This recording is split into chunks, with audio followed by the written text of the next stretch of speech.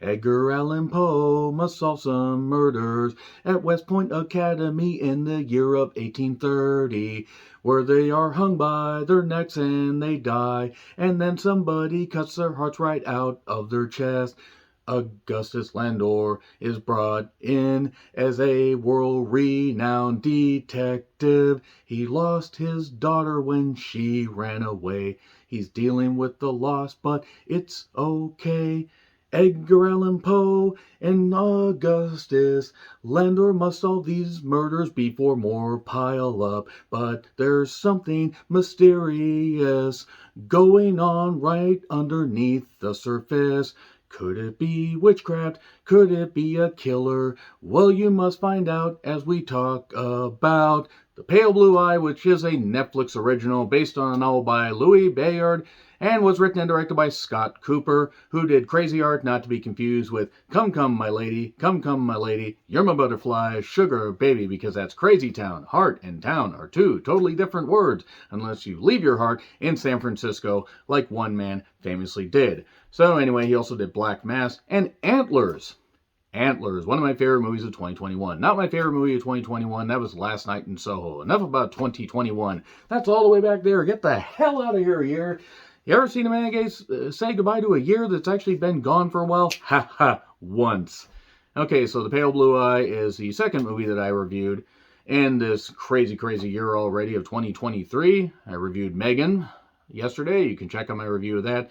And I was kind of excited for this because, one, again, Antlers, I really, really did enjoy. And Scott Cooper has had a proven track record of at least doing, good atmospheric shots and some decent writing, sometimes really good writing.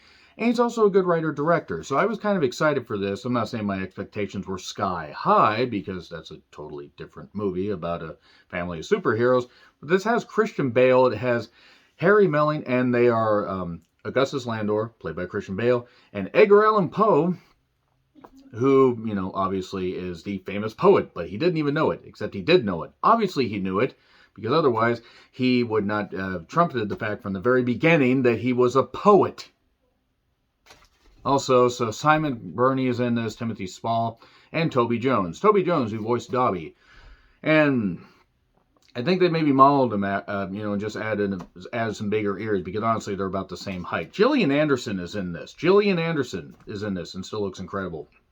And also Robert Duvall, who remembers the year 1830 because he was roughly 20 years old. I kid, but honestly, when he was in school, they didn't have history. His social security number is 1. He really remembers the Alamode. That's not how that works. So yes, 1830, West Point Academy, cadets are dying, and they need to figure out what the hell's going on. The hearts are being cut from the chest for some weird reason. Is this because the killer is trying to do something supernatural, extraterrestrial? Is he trying to do something just to prove a point? Is this a revenge plot? What is this? Are we getting space aliens taking the hearts out and, not probing their anus, but taking the hearts out? Who the hell goddamn knows? Maybe they're like, Temple of Doom, Indiana Jones, Kalima, Kalima. Anyway, unfortunately, really, it's a very, very simple explanation. And not even a very good explanation, because you arrive at that conclusion with a couple particular plot points early on in the movie. The acting is fine, it's atmospheric, it's well shot, but it also ends up being such a slow burn. They forgot to turn on the goddamn burner for a while. Now, I don't mind slow burn movies, but then it suddenly turns the heat way up, or shit, we gotta throw stuff at the screen, even though we have taken 2 hours to get to this point. Damn it, we could have cut this down by 25 minutes and we wouldn't have missed shit. I'm not saying that they shouldn't have had some of the acting points, but there were just lengthy scenes of endless talking that really didn't accomplish all that much. And it's not because of witty dialogue, or it's not even because the dialogue was bad. It's not even because the acting was bad. It's just this movie's languid and didn't really accomplish much. Yes, if you are a fan of Edgar Allan Poe's, various pieces of work, this probably means more to you, but... And it's nothing even against him. Like, even if you're aware of reading his stuff or whatever, you have stuff about hearts being cut out, and Edgar Allan Poe's in it. And they're telling the tale of the heart. Do you get it? Do you get it? Do you get it, you dumb son of a bitch? Do you get it? Also, there's this family, the Marquis, and there's this woman that Edgar Allan Poe may or may not be falling for. And also, maybe this family's a little bit weird because they're headed by Toby Jones, who again looks like Dobby in real life. And Augustus is dealing with the fact that his daughter ran away with a potential suitor, and he hasn't seen her in years. And also, there's this underlying thing of like some weird shit going on because they can't figure out what the hell's going on with this. Again, this movie could have been accomplished in 95 minutes. I did laugh at the name of the cadet in particular, though. Leroy. Leroy Fry, except I kept calling him Leroy Frykins, because if anybody's going to make a goddamn dated reference, as opposed to the extremely dated reference in the intro, there you go. So yeah, Leroy Frykins ends up getting killed, and then various other people are getting killed, and then all of a sudden we go over here, and then we go over here, and then we go back to the plot that we all figured out about, 15 scenes before the movie tried to reveal it.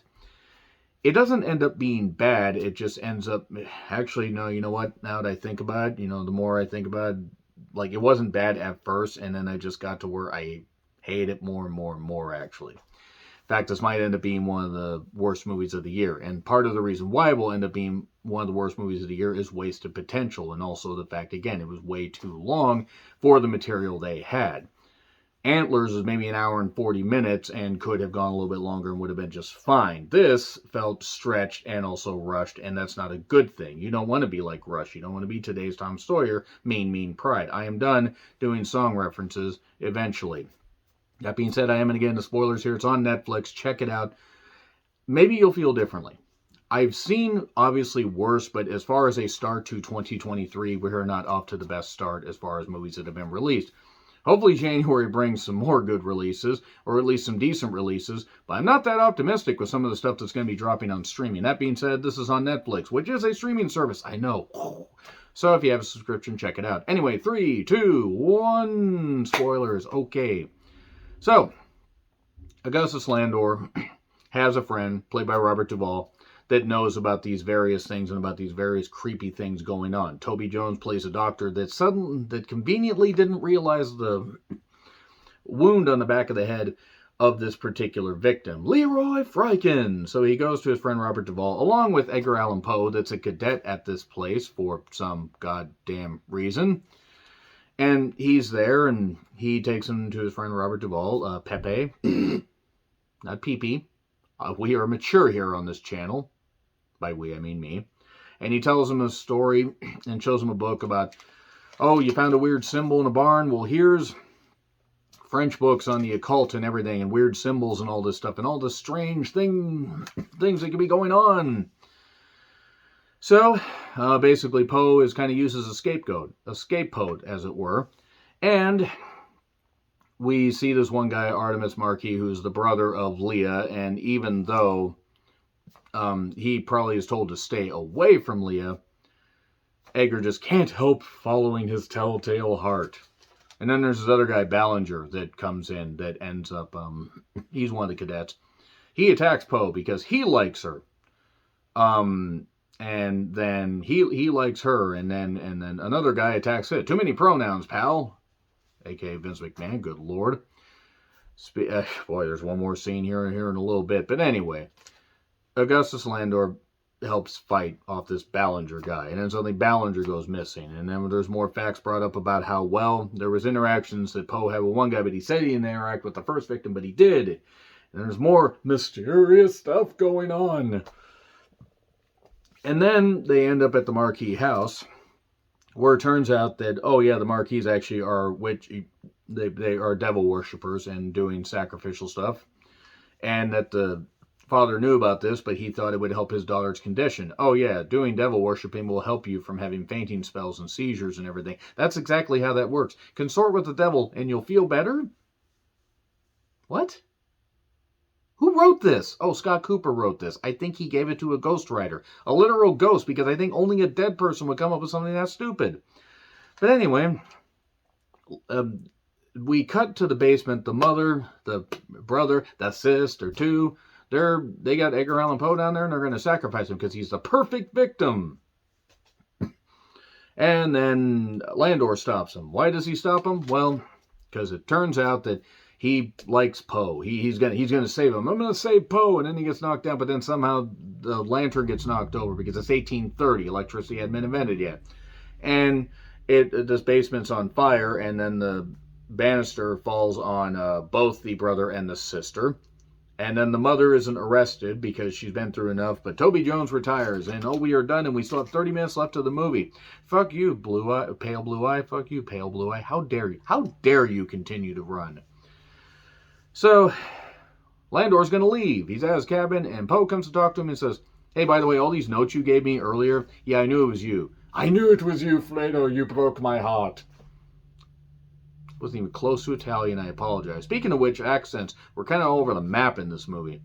So Poe talks to him and says, "Hey, I know you did this stuff because we get flashbacks, and it turns out that Landor's daughter Maddie actually was Ard. That's the only word I'm going to use. I'm not going to use the full word, and she was so embarrassed that she threw herself off the cliff near the house. That's why you don't have a house near a cliff. That's one reason. But anyway."